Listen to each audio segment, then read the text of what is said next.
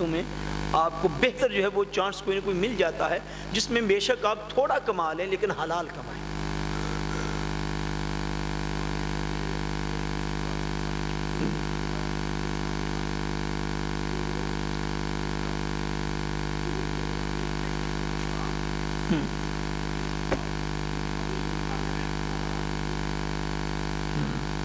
نہیں، اگر آپ جس سب ڈیلنگ میں کام کریں اگر وہ حرام نہیں ہے، پھر آپ ڈائریکٹ جس چیز کے ساتھ آپ منسلک ہیں یہ وہ انفرادی حکم ہے وہ شخص کے لیے پرسنلی، اور یہ انفرادی حکم ہے کہ وہ کس جگہ پر کام کر رہا ہے۔ ادروائز اس طرح آپ چلے جائیں گے تو دائرہ کار بہت وسیع ہو جائے گا، اور کیونکہ آپ ہر چیز کے انسوارلی آپ نہیں ہیں، جس چیز کا آپ کے اوپر انسوار ہے ایک شخص کا بوجھ دین دوسرے شخص کے اوپر بھی نہیں ڈالتا۔ اگر کسی شخص کی اولاد معاذ اللہ کسی غلط راستے کی طرف جا رہی ہے، میں مثال دے دیتا ہوں، اگر کوئی شخص کسی کا بچہ جو ہے وہ چوری کر لے تو اسلام میں ہاتھ جو ہے وہ باپ کا نہیں کاٹا جائے گا، ان جو جرم کر رہا ہے وہ ذمہ داری بھی اسی کی ہے۔ اسی طرح جب آپ کسی ایسی سٹور فرما کے اندر آپ کام کر رہے ہیں جس کے اندر اس طرح کی فشیلی آف ڈیلنگ ہے، ڈیفرنٹ اس کے جو ہیں وہ شعبہ جات ہیں، تو جو آپ جہاں پہ کام کر رہے ہیں آپ کا تعلق صرف وہاں تک ہے، باقی آپ اس چیز کے مالک ہی نہیں ہیں، وہ مالک جانے اور ان کا کام جانے۔ اس لیے جس چیز کے ساتھ آپ منسلک ہیں آپ کا جو ہے وہ انسوار بھی اتنا ہی ہے، اس سے زیادہ آپ کا انسوار جو ہے نہیں ہے۔ قبر و حشر میں آپ سے ان کا نہیں پوچھا جائے گا، جتنا آپ کا انسوار ہے آپ اس کے مطابق کوشش کرنے کہ اللہ تبارک و تعالیٰ اگر کوئی خدا نہ کرے ایسے ماحول میں پھنسا ہوا ہو تو اللہ تبارک و تعالیٰ اس کو جلد از جلد وہاں سے نکالے، اور بندہ کوشش کرے تو اللہ تعالیٰ خود جو ہے وہ پتھر کے اندر کیڑے کو رزق دے دیتا ہے۔ درختوں کو جب آپ کبھی کاٹنے کا اتفاق ہو نا تو درختوں کی آپ اوپر والی چھال جو ہے اس کو اتاریں تو نیچے بھی آپ کو اس کے اندر کیڑے رینگتے ہوئے نظر آئیں گے، درخت کے بھی اندر ان کو رزق مل جاتا ہے۔ تو انسان تو مخلوق ہی بڑی آتا ہے، انسان حسن نیت کے ساتھ کوشش کرنے والا ہو۔ اللہ تبارک و تعالیٰ کی صفاتی ناموں میں آپ کو پتہ ہے جب بھی ہم دعا کرتے ہیں تو کہتے ہیں یا مسبب الاسباب، اللہ تعالیٰ اسباب خود پیدا فرماتا ہے۔ حسن نیت اور نیکی کی راہ پر چلنے کا ارادہ یہ انسان کے ذمہ ہے، یہ انسان کرتا رہے تو اللہ پاک خود جو ہے وہ اس کو سہولت فراہم کر دیتا ہے۔ خان مسلم میرے گوئی شرکیں اس کا بھی ہو گیا۔ ایڈلوہا خط ایل خانین یمہ،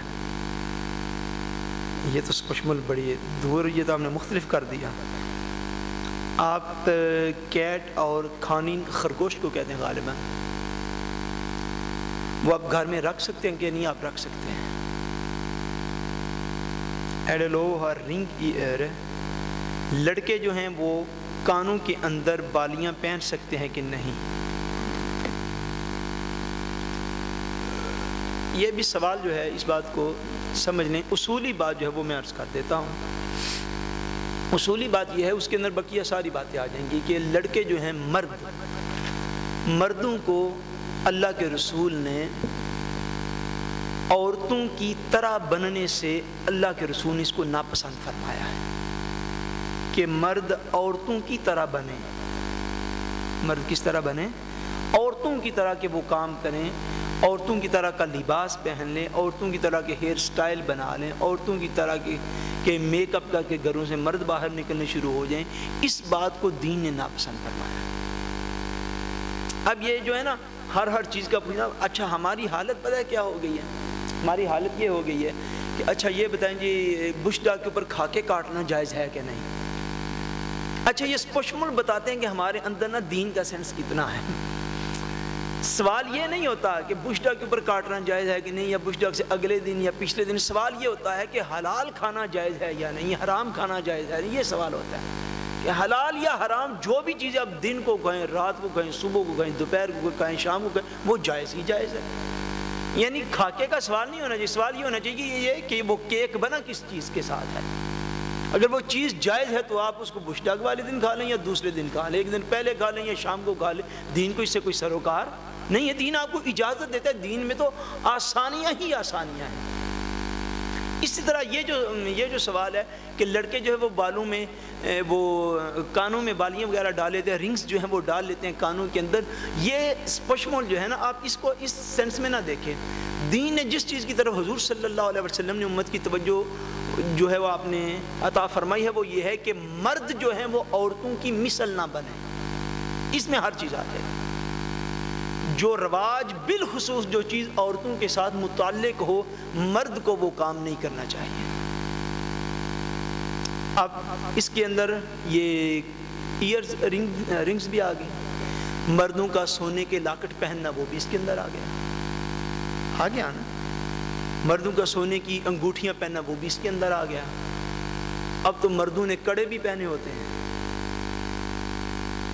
اب یہ جو ساری چیزیں اس ایک بات کے اندر آ گئی کہ نبی کریم صلی اللہ علیہ وسلم نے مردوں کو عورتوں کی مثل بننا جو ہے اس کو حضور نے ناپسند فرمایا ہے. اس کو حضور نے ناپسند فرمایا کہ مرد جو ہیں وہ عورتوں کی مثل نہ بنے.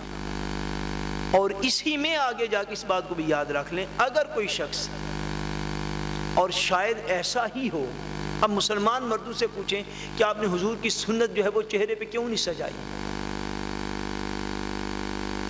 آپ کلین شیو کر کے اور نبی کریم صلی اللہ علیہ وسلم کی سنت کو روزانہ نالیوں کے اندر بہا کے آپ جو دین کی خدمت کر رہے ہیں اس کی ریزن اور اس کا سبب کیا ہے, اس کا بھی جواب وہی ہے. اگر تو کوئی عورتوں کی مثل بننے کے لیے ایسا کرتا ہے تو اللہ اور اللہ کے رسول کو سخت ناپسند ہے. یہ بھی مثل بننا ہی ہے, کیونکہ داڑھی شریف جو ہے یہ مرد کے لیے زینت ہے. اور کوئی مسلمان مرد ایسا نہیں ہونا چاہیے کہ جس کے ذہن میں معاذ اللہ کے لیے کویسچن اٹھ جائے تو میں سمجھتا ہوں اس کے پاس دین کی تعلیمات ہی پوری نہیں پہنچی. کوئی مسلمان ایسا نہیں ہونا چاہیے جس کے ذہن میں یہ معاذ اللہ خیال آ جائے کہ داڑھی شریف اگر میں رکھ لوں گا تو معاذ اللہ یہ میری خوبصورتی میں کمی ہو جائے گی. واللہ العظیم اگر یہ خیال آ گیا سمجھ لینا نماز روزے کے باوجود تمہیں دین کی خبر ہی کسی نے نہیں دی, اس لیے کہ اگر داڑھی زینت نہ ہوتی تو مصطفیٰ کریم کے چہرے پہ کب آتی, انبیاء کے چہرے پہ کب آتی ہے؟ سیدنا آدم علیہ السلام سے لے کر نبی کریم صلی اللہ علیہ وسلم تک سارے انبیاء کرام جو تھے اللہ تبارک و تعالیٰ نے ان کو داڑھی کے ساتھ زینت عطا فرمائی اور حضور کی سنت ہے. اور عام طور پر اب یہ جو رجحان چلا ہوا ہے, اگر کوئی اس معاملے میں آ کر نہیں رکھتا تو یہ بھی بالکل اسی طرح ہے کہ جو شخص ایئر رنگ پہن لے وہ بھی تو عورتوں کی مثل بنتا ہے. عورت اور مرد کے اندر واضح فرق ہونا چاہیے, اور اس فرق کو قائم رکھنے کے لیے حضور صلی اللہ علیہ وسلم نے خود بھی داڑھی مبارک رکھی اور حضور کے سارے غلاموں نے رکھی. اور مسلمانوں کو اس طرف بھی جو ہے وہ بچوں کو خاص طور پر اس طرح توجہ دینی چاہیے جو یہاں پہ رہنے والے ہیں. اب تھوڑا بہنوں کی طرف بھی اگر میں جاؤں تو اس سوال کو بس اختتام میں کرتا ہوں. اب ہماری اتنی بدقسمتی ہو گئی ہے, اب بدقسمتی کا کون کون سا رونا روئیں. میں جب باتیں سنتا ہوں تو سمجھ نہیں آتی کہ ہم مسلمان ہیں اور کس طرح کے مسلمان ہیں. میں پاکستان میں جب پچھلے سال گیا, 1 سال ہو گیا, مجھے وہاں پر ایک دوست مجھے ملا تو وہ مجھے کہتا ہے شاہ صاحب میں نے 1-2 بندوں سے رائے لیے پر آپ سے بھی مشورہ کرا. میں کہ بولو کیا بات ہے؟ وہ کہتا ہے جب میں اس سے پہلے گیا تھا تو وہ داڑھی منڈا تھا, وہ شیو کرتا تھا لڑکا. اب میں جب لاسٹ ایئر گیا تو اس نے الحمدللہ پوری سنت کے مطابق اس نے داڑھی رکھی ہوئی تھی.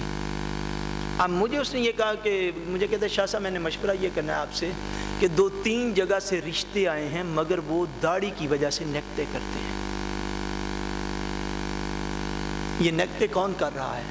یہ کوئی فرشتے ہیں جو آسمانوں سے اتر آئے ہیں؟ یہ کون ہے نکتے کرنے والا؟ یہ ہماری مائیں بہنیں بیٹیاں ہیں, یہ ہمارے باپ بھائی بیٹے ہیں. خدا کا خوف لوگوں کے اندر ختم ہو گیا. وہ اس نے مجھے یہ کہا, اس نے یہاں تک مجھے کہا, اس نے سنت کے مطابق پوری 42 بار اس نے داڑھی شریف رکھی تو اس نے کہا کہ شاہ صاحب ایسے بھی لوگوں نے کہا کہ تم تھوڑی تھوڑی چھوٹی کر لو, یہ جو ماڈرن داڑیاں آ جا تم تھوڑی تھوڑی چھوٹی کر لو پھر بھی ہم رشتہ دے دیتے ہیں. تو آپ کیا کہتے ہیں؟ میں نے اس کو کہا میں تمہیں اللہ تعالیٰ کی بارگاہ میں دعا کرتا ہوں اللہ تعالیٰ تمہیں استقامت عطا فرمائے. اللہ تعالیٰ میں نے کہا مسبب الاسباب ہے, اپنے قدم تمہارے ڈگمگان آ جائیں, حضور کی سنت نہ چھوڑنا, اللہ تعالیٰ بہتر فیصلہ فرما دے گا.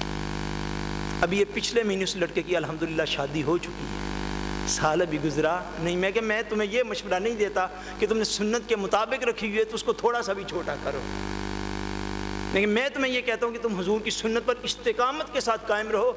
جو حضور صلی اللہ علیہ وسلم کی سنت کو قوم نہیں دیکھنا چاہتی تم اس کے گھر رشتہ کر کے تم کیا کرو گے؟ اللہ تعالیٰ خود ایسے اسباب پیدا فرما دے گا. گزارش یہ ہے